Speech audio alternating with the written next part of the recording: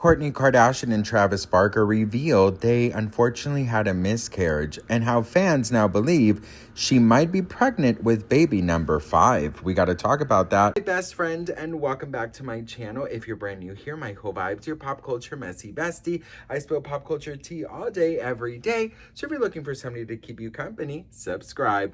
You guys, welcome back to my channel. I did want to say a very quick morning announcement, and I say it in every video because I don't know who watches which video, okay? But the first thing I wanted to say is thank you so much for those who are donating for the victims of the earthquake in Colombia for my Amazon wish list. It really, really means the world to me. You guys know I'm Colombian, and it's just very devastating. So I really appreciate you. I'm collecting essentials, toothpaste, baby wipes, diapers, you name it. Just, you know, what we take for granted, they desperately need. Also wanted to say I have an apartment tour of where we used to live coming out at the end of this video. We are sitting in my new closet, but you're only getting a sneak peek because it's not done yet. And that's about it. That's the morning announcements. Okay, so last night was the premiere of Travis Barker's new Hulu documentary, and Kourtney Kardashian and the whole family, Alabama Barker, everyone was in attendance. And they're saying that the way that Travis was holding on to Kourtney gave the confirmation that she is allegedly pregnant. And the very, very sad news that they unfortunately had a miscarriage before baby Rocky came into the picture. Travis Barker and Kourtney Kardashian reveal in his new documentary that they unfortunately had a miscarriage. 6 months into being together, we found out that we were pregnant. Go to the doctor, and the doctor tells us the baby doesn't have a heartbeat. I was 41, and I remember my doctor saying, you have to do IVF.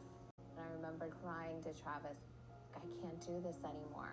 If God has a baby in store for us, it will happen naturally. I always think it's so brave of any woman to talk about these things because in society we often hear so much criticism, and there really isn't a lot of grace for women in any aspect of life. So for her to be brave and talk about her IVF journey, talk about the miscarriage, and finally reveal the miracle that is Rocky, I believe was so beautiful. And there's always something about Kourtney that I just absolutely love. I think when celebrities open up about these things, the public feels less alone, whoever's going through that specific thing. And I think that's what it's all about, to have a platform, is to be real and open and raw and honest, and that way you could connect with others and it makes you more relatable. That is why I believe Selena Gomez is so incredibly loved, because she is that. And I love seeing the Kardashians do that as well. So Kourtney and Travis, I'm so grateful that you have Rocky, and I'm so sorry for your loss. And thank you for opening up. And I know it's going to bring a lot of peace to a lot of women out there who are going through the same thing. What do you guys think? Let me know in the comments. And this is the video that has people questioning whether or not she is pregnant or not with baby number 5. It is just so crazy how people are just judging her looks and the way she is presenting herself, that she is pregnant. Also, I mean, him touching her belly, of course, can confuse people, but they're also very touchy-feely. They are tonguing each other like there's no tomorrow, bitch. But I think that is just the way he does it. Like, I think he just loves to touch her everywhere. You know what I mean? I feel like Travis just loves to touch this woman. So it's nothing like that, but I have seen some really mean comments. So I went through the comments that I am not going to choose to put on here because, girl, when I tell you I was so freaking pissed off. Let me set the scene for you, okay? I was, just, doing a little investigation online, and, just kind of reading through what I'm going to film today. And I was feeling very peachy. I was in my backyard. I was just having the greatest time. Then I saw these comments. Look at that belly. Look, she looks fuller. The belly looks fuller. That means she's pregnant. Is she pregnant with twins? When I tell you I was so bothered, I was so pissed off, I was so angry. You guys know, there is one thing about me is I do not like when women are body shamed, or anyone at that point, but especially women, because women can get bloated, can't gain weight, can't have their period, can't just, gain weight in their tummy because automatically she's pregnant. And I fucking cannot stand it. If there's something about me that I cannot stand is women being treated this way. It pains me. It is disheartening, and it is disgusting. If Kourtney was pregnant, she would have already announced it, okay? I really have to say, aside of the body shaming and stuff, I love the fact that Kourtney and Travis opened up about this. I think it's so brave, and I've known some women who unfortunately have had miscarriages and are, just devastated. So I think it's really, really important in today's age to be real, be raw, be open, to be able to connect with others who might be going through the same things that you're going through. So I really admire Kourtney and Travis for that. And to all the women out there who are going through it, please remember that it's not your fault, that you're beautiful, you're strong, and I believe God has a lot of plans for you. What if this was your mom? What if this was your sister? What if this was your girlfriend? What if this was you, right? What if you felt really incredible, went out in public, and people all over the world assumed you were pregnant because they believe that you look bigger than you used to? That's fucking bullshit. I thought she looked great, and her body is none of our fucking business. Actually, nobody's body is our fucking business, okay? Period. Anyways, it's like Ariana Grande and Jenna Ortega. They're getting so much criticism for being skinny, but people don't know what's going on. People don't know what's behind that. People don't know, what is the truth in all of it. And it just pains me so much. But you know what, you guys? I'm just going to, just relax about this because I just can't take it. I just don't even want to be a part of it. I'm so upset. Anyways, listen, Alabama Barker was there and she looked absolutely stunning as well. I thought she looked great.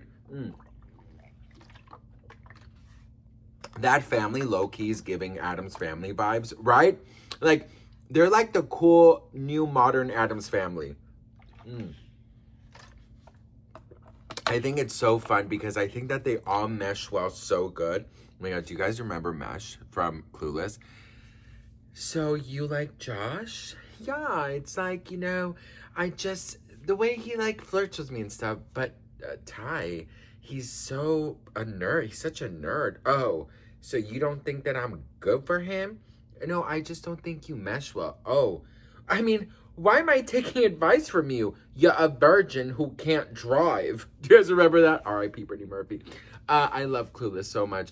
Rolling with the homies. Anyways, listen.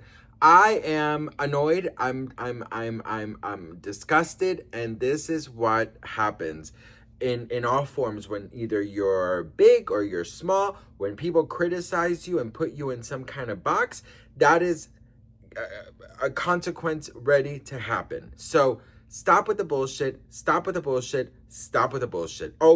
Anyways, here is the apartment tour of where we lived for the past 5 years. Hope you enjoy it, and I love you all so much. And we're saying goodbye to the closet for the last time. All right, this is the crazy last minute house tour. This was our living room right here. This was our fireplace. This was the view right here. This was the building. This wall came with the apartment. A lot of you guys asked about that. This was our kitchen. This was the hallway. And here was the restroom. And this was our room. A mirror here. This was our room. And this is the infamous closet. So I'm leaving them these little stickers that if I take with me, they will break. But I thought it would be really cute to just, you know how in the yearbook people sign like, oh, so-and-so was here?